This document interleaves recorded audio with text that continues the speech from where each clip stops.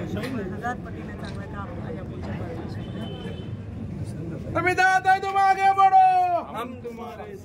आज केज विधानसभा मतदारसंघातल्या जनतेनं 2024च्या विधानसभेच्या निवडणुकीमध्ये दुसऱ्यांदा आमदार म्हणून नमिता मुंदडांना काम करण्याची संधी दिली।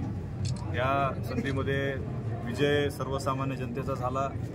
ज्या लोकांना गरजेपेक्षा जास्त आम्ही ताकदवान आहेत असं वाटायचं त्यांना त्यांची जागा कळाली। अनेक निवडणुका पुढे येतात। आमची पुढची रणनीती स्थानिक स्वराज्य संस्था असणार आहे आणि आजपासून आम्ही त्याच्या कामाला लागणार।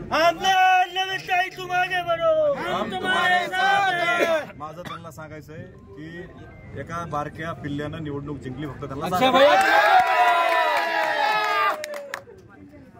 आमदार निमिताताई तुम आगे बढ़ो, हम तुम्हारे साथ हैं। आदरणीय पंकजाताईंनी त्यांच्या आशीर्वादाने आणि आदरणीय प्रीतमताईंनी सुद्धा एवढा आम्हाला सपोर्ट करून या निवडणुकीमध्ये म्हणजे मेन सगळं पंकजाताईंना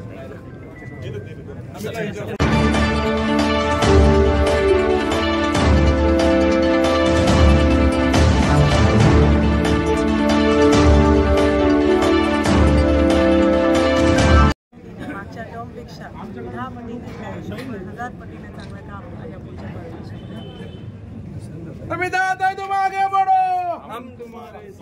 आज केज विधानसभा मतदारसंघातल्या जनतेनं 2024च्या विधानसभेच्या निवडणुकीमध्ये दुसऱ्यांदा आमदार म्हणून नमिता मुंदडांना काम करण्याची संधी दिली।